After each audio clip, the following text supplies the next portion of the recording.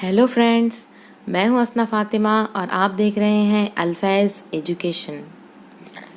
इस चैनल पर आप लोगों को फ़िज़िक्स, केमिस्ट्री और बायोलॉजी के तमाम एमसीक्यूज़, एनिमेटेड वीडियोस और न्यूमेरिकल्स अवेलेबल है 8th और 9th और 10th स्टैंडर्ड के लिए।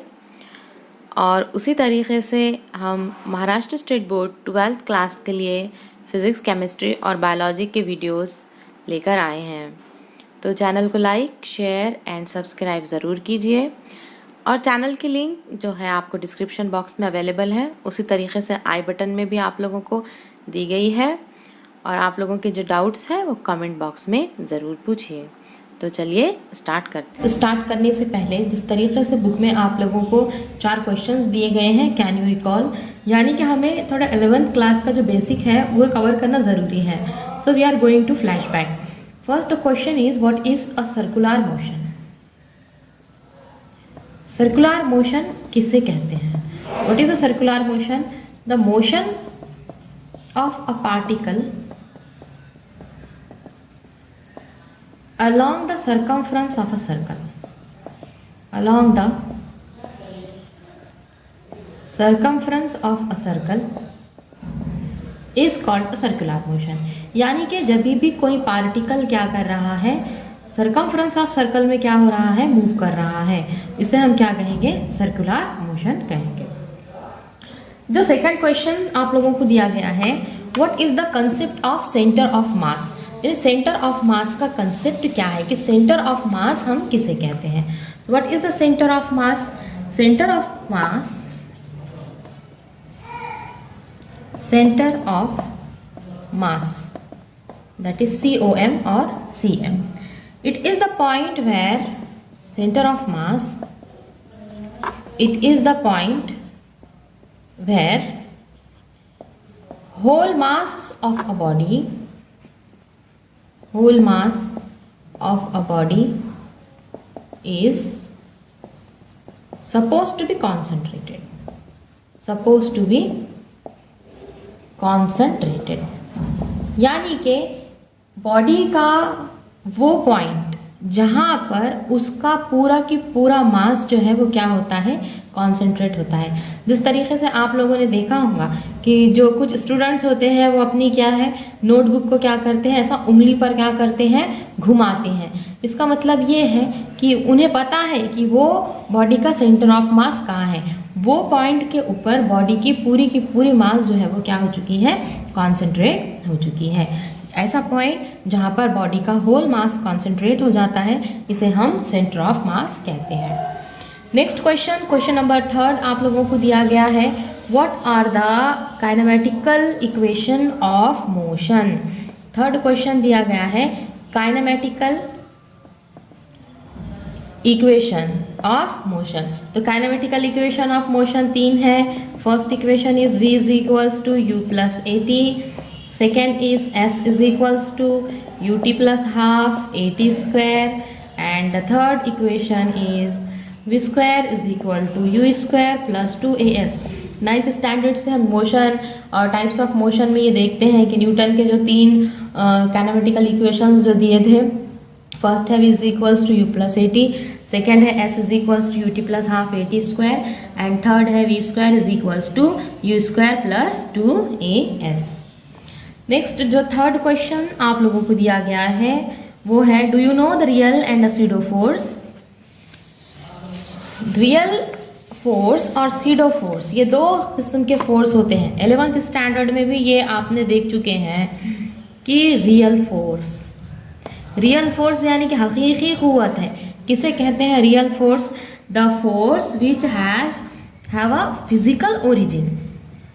ऐसा फोर्स जिसकी क्या है, फिजिकल ओरिजिन होती है, यानी कि ऐसा फोर्स जो नेचर में प्रेजेंट होता है, जो नेचुरल होता है, जैसे कि ग्रेविटेशनल फोर्स है, न्यूक्लियर फोर्स है। हम एग्जांपल लेते हैं, ग्रेविटेशनल फोर्स, अर्थ जो है वो मून के ऊपर क्या कर रही है, ग्रेविटेशनल फोर्स लगा रही है, यानी कि ये क्या है, नेचुरल फोर्स है, रियल में पाया जाता है, इसे हम क्या कहते हैं, रियल फोर्स। और नेक्स्ट जो फोर्स होता है वो है हमारा सीडो फोर्स। अब ये सीडो फोर्स जो है ये क्या है, एक हकीकत में फोर्स नहीं होता, इमेजिनरी टाइप का फोर्स है ये। सेंट्रीफ्यूगल फोर्स या सीडो फोर्स होता है। इसकी जो है डिटेल आप आगे देखेंगे। तो बस इतना याद रखिए कि स्यूडो फोर्स जो है ये एक इमेजिनरी फोर्स है। स्यूडो फोर्स कैसा है? इमेजिनरी फोर्स है। एक्चुअल में ये जो स्यूडो फोर्स होता है ये जो है ये correction in Newton's laws in non inertial frame of reference होता है। मतलब क्या है कि न्यूटन्स के जो लॉज है, किसके लॉज जो है? न्यूटन्स के जो लॉज है ये laws non inertial frame of reference में बिल्कुल पूरी तरीके से कैसे है? फेल है। तो ये न्यूटन्स लॉज को non inertial frame of reference में करेक्शन के तौर पे जो फोर्स यूज किया जाता है वो स्यूडो फोर्स होता है। तो आप ये स्यूडो फोर्स के बारे में जो है हम 12th स्टैंडर्ड में ये डिटेल में हम देखेंगे। नेक्स्ट हम देख लेते हैं जो चैप्टर का हमारा जो हेडिंग है that is the rotational dynamics. तो जो यहाँ पर रोटेशनल चैप्टर का जो नेम है ये नेम यहाँ से हम क्या करते हैं? डिस्कस करते हैं। अब जैसे कि आपने क्या है देखा है कि 4 जो क्वेश्चंस यहाँ पे दिए गए थे, 4 क्वेश्चंस क्या थे? सर्कुलर मोशन किसे कहते हैं? Motion of the particle along the circumference of the circle, it is called a circular motion. दायरवी हरकत है, जैसा कि इलेक्ट्रॉन जो है वो न्यूक्लियस के अतराफ में क्या है? मूव हो रहा है। उसी तरीके से motion of moon round the earth circular motion की एग्जाम्पल थी। इसके बाद हमने सेंटर ऑफ मास देखा। Centre of mass is it is the point where whole mass of the body is suppose to be concentrated. Next हमने देखा है third question क्या था? काइनेमेटिकल इक्वेशन था। क्या थे kinematical equation? v is equals to u plus a t, s is equals to u t plus half a t square and third is v square is equals to u square plus 2as। इसके बाद जो है आप लोगों को real और pseudo force के बारे में था। रियल फोर्स जो है ये फिजिकल फोर्स होते हैं, नेचुरली प्रेजेंट होते हैं, और जो स्यूडो फोर्स होते हैं ये जो है इमेजिनरी फोर्स होते हैं। इसके बाद हम चैप्टर के इंट्रोडक्शन की तरफ बढ़ते हैं। आपके इंट्रोडक्शन में दिया गया है circular motion is an essential part of in our daily life. Every day we come across the several revolving और द रोटेटिंग ऑब्जेक्ट। अब यहाँ पर जो है आप लोगों को डिफरेंस बताना चाहता है कि रिवॉल्यूशन और रोटेशन में क्या है। तो सबसे पहले हम रोटेशनल मोशन और सर्कुलर मोशन ये दोनों में क्या कर लेते हैं? डिफरेंस देख लेते हैं, क्योंकि बच्चों को जो है वो बहुत ही ज़्यादा स्टूडेंट्स को कन्फ्यूजन है सर्कुलर मोशन क्या है और उसी तरीके से रोटेशनल मोशन, दोनों चीज़ों में जो है वो कंपेयर नहीं करते। तो सर्कुलर मोशन और दूसरा कौन सा देखेंगे हम? Rotational motion. तो सर्कुलर मोशन हम किसे कहते हैं? Motion of the particle along the circumference of the circle. जब कोई पार्टिकल, जब कोई जर्रा, जब कोई पार्टिकल कैसा मोशन कर रहा है? सर्कल में घूम रहा है, तो हम इसे क्या कहेंगे? Circular motion. कौन घूम रहा है? पार्टिकल घूम रहा है, तो इसे हम क्या कहते हैं? Circular motion. और रोटेशनल मोशन के अंदर जो है वो क्या है कि पूरी की पूरी बॉडी ही अब एक्सिस के अतराफ में क्या होती है? घूमती है। जब पूरी बॉडी घूमेंगी तो हम इसे क्या कहते हैं? Rotational motion. तो यहाँ पे कौन घूम रहा है? बॉडी घूम रही है, तो इसे हम क्या कहेंगे? Rotational motion. दोनों में फर्क देखिए। जब particles along the circumference of the circle जो है वो घूमता है, सेंटर के अतराफ में घूमता है, तो इसे हम सर्कुलर मोशन कहते हैं। और जब एक्सिस के अतराफ में पूरी की पूरी बॉडी क्या है? घूम रही है, इसे हम रोटेशनल मोशन कहते हैं। तो एक बात याद रखनी है कि जब बॉडी रोटेशनल मोशन में होती है तो बॉडी के पार्टिकल सर्कुलर मोशन में होते हैं। समझ में आ गया है? जैसे कि सपोज कीजिए कि ये जो पेन है, ये पेन क्या कर रहा है? रोटेट हो रहा है। ये पेन क्या हो रहा है? रोटेट हो रहा है। तो ये पेन के जितने भी पार्टिकल्स यहाँ पर होंगे, जितने भी पार्टिकल्स हैं, ये तमाम पार्टिकल जो है वो सर्कुलर मोशन में क्या करेंगे? घूमेंगे। जब बॉडी रोटेशनल मोशन में होती है तो बॉडी के पार्टिकल सर्कुलर मोशन में होते हैं। इस तरीके से वो एक सीरियल आती थी ना, शक्तिमान, उसके अंदर वो क्या होता था? पूरा की पूरा क्या है? रोटेट होता था। तो उसके बॉडी के हर पार्टिकल जो है वो कौन सा मोशन कर रहे हैं? Circular motion. आई होप आप लोगों को समझ आ चुका होगा सर्कुलर मोशन और रोटेशनल मोशन का डिफरेंस। अब जो डिफरेंस हमें देखना है वो है रोटेशन, रिवॉल्यूशन एंड रोटेशन। किसके बारे में हमें डिफरेंस देखना है? रिवॉल्यूशन के, और दूसरा कौन सा है? रोटेशन के। तो रोटेशन और रिवॉल्यूशन इन दोनों में क्या डिफरेंस होता है? तो आइए देख लेते हैं कि रोटेशन मतलब क्या। कि अभी आप लोगों ने देखा कि जब भी कोई बॉडी जो है एक्सिस के अतराफ में क्या होती है? घूमती है। सपोज हम कर रहे हैं, ये क्या है? फैन है, और ये फैन क्या हो रहा है? घूम रहा है। यहाँ से देखें हम, ये फैन क्या हो रहा है, घूम रहा है। अब ये हो गई इसके एक्सिस, जब वो एक्सिस के अतराफ में यहाँ पे घूमेगा तो ये क्या हो गया है, इसे हम कहते हैं रोटेशन। फैन जब भी घूमता तो हम क्या कहते हैं कि रोटेशन हो रहा है, रिवॉल्यूशन हो रहा है, ऐसा हम बोलेंगे क्या, नहीं बोलेंगे। मगर अब रिवॉल्यूशन क्या है, देखिए रिवॉल्यूशन कि अब हम सपोज फर्ज कर लेते हैं कि ये जो फैन है, ये फैन के ऊपर जो है एक क्या है, इंसेक्ट बैठा हुआ है, एक तितली है या एक समझो सपोज एक चींटी है, और ये क्या है फैन के ऊपर है, तो फैन के ब्लेड्स पर बैठी हुई है।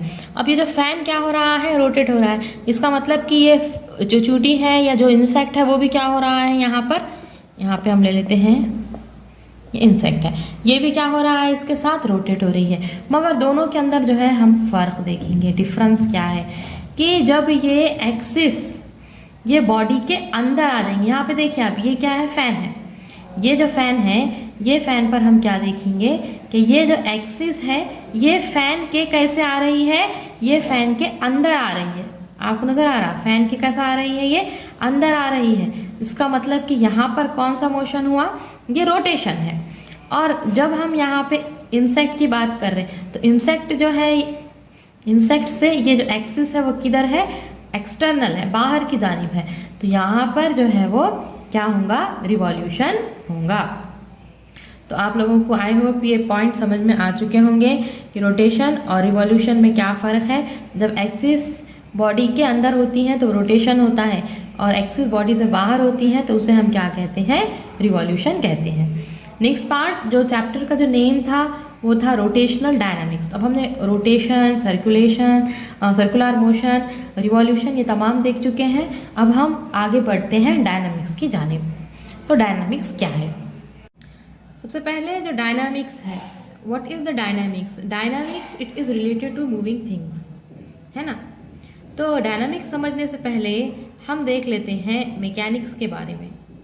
So what is mechanics, mechanics it is the branch of physics. ये किसकी ब्रांच है, फिजिक्स की ब्रांच है, which deals with the motion. यानी फिजिक्स की वो ब्रांच जिसके अंदर हम मोशन के बारे में स्टडी करते हैं, ये है मैकेनिक्स के अंदर आता है।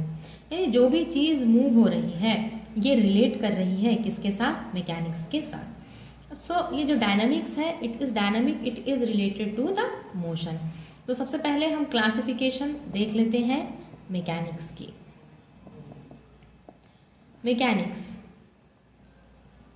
It is divided into two types, that is statics and kinetics। Mechanics को हमने डिवाइड किया है स्टैटिक्स में और काइनेटिक्स में।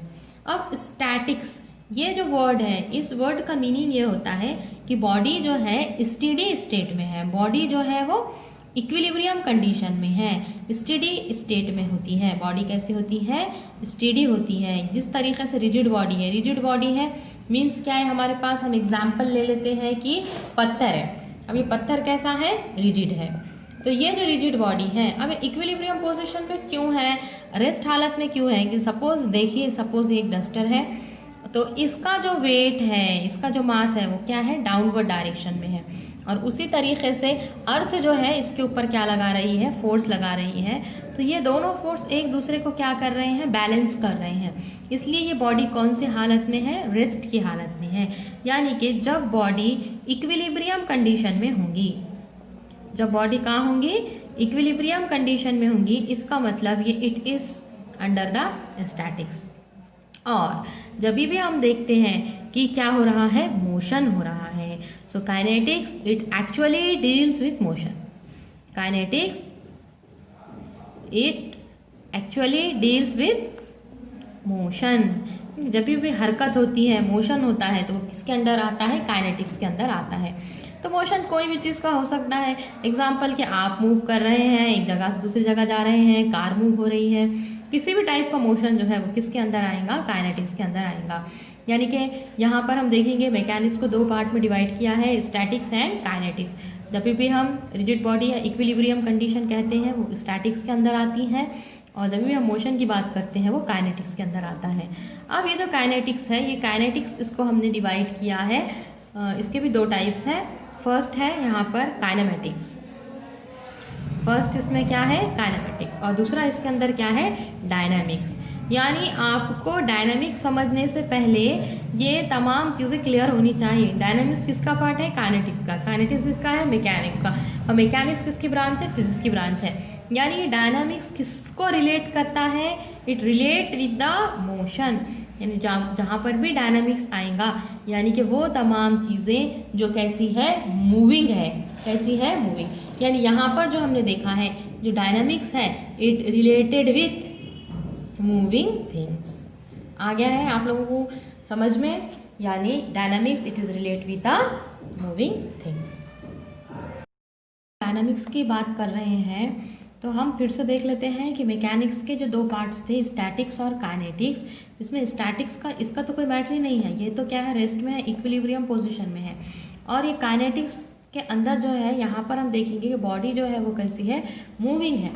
मगर काइनेटिक्स के अंदर जब मोशन की बात करें यानी काइनेमेटिक्स में भी बॉडी मूव हो रही है और डायनामिक्स में भी बॉडी क्या हो रही है? मूव हो रही है।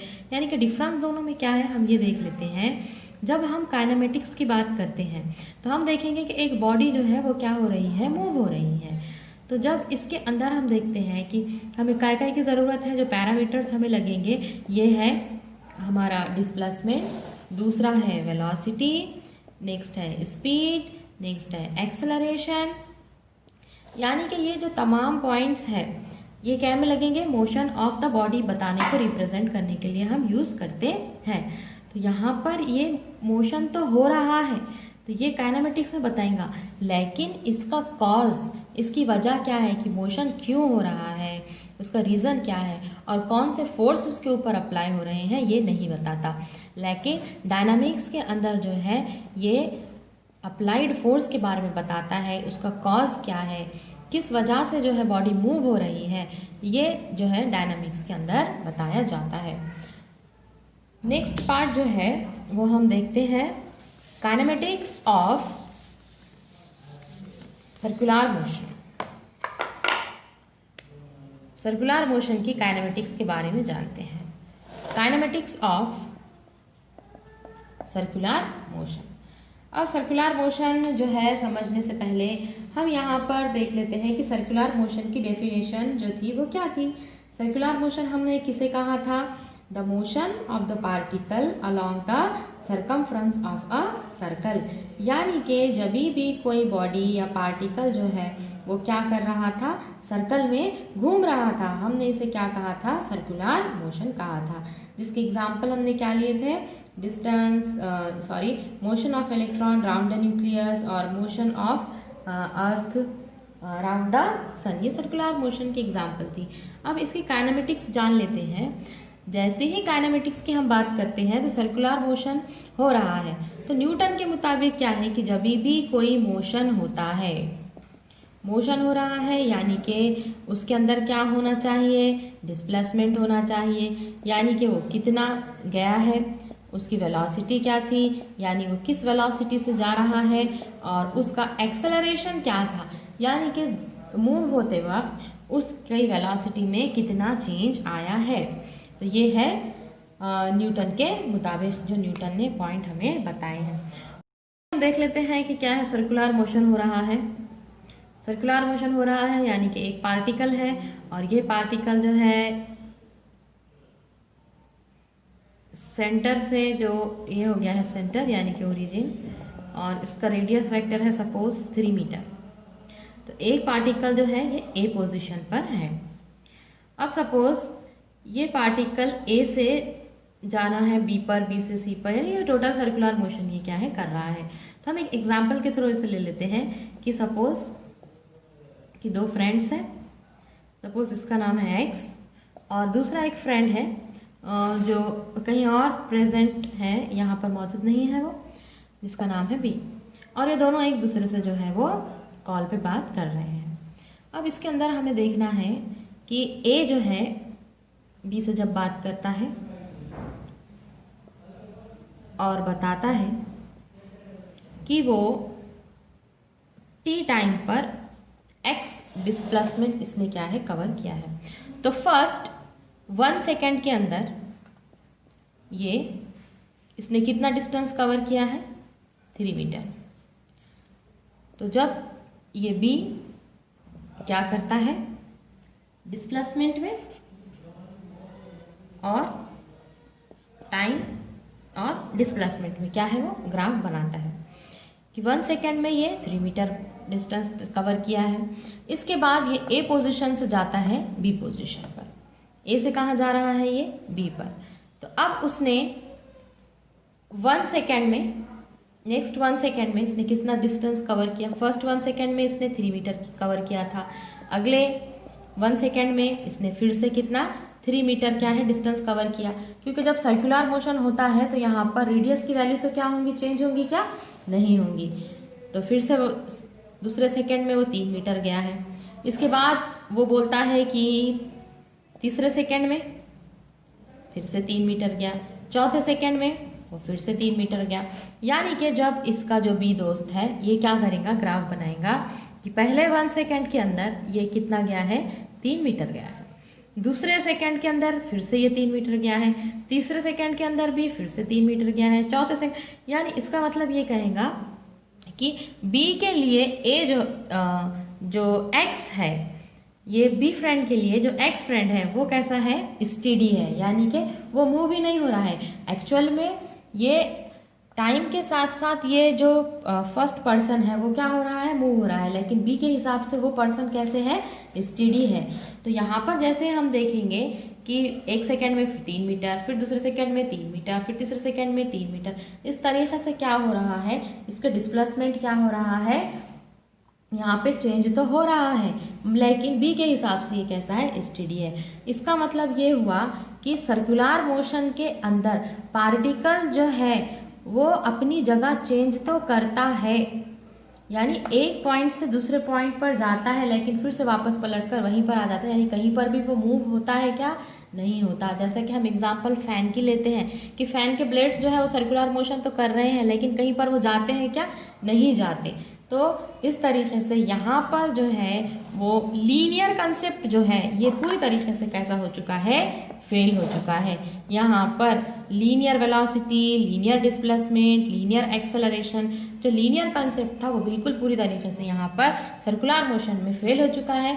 हम यहाँ पर देखेंगे कि किस तरीके से A से B की पोजीशन पर जाते हुए यहाँ पर जो है ये एंगल में क्या आ गया है? चेंज आ गया है। एंगल जो है वो चेंज हो गया है, यानी कि हम लीनियर की बजाय angular concept, angular displacement, angular velocity और एंगुलर एक्सेलरेशन को डिस्कस करेंगे। तो ये पार्ट हम देखेंगे नेक्स्ट वीडियो में। आई होप आप लोगों को वीडियो ज़रूर पसंद आया होगा। तो चैनल को लाइक, शेयर एंड सब्सक्राइब ज़रूर करें। Thank you.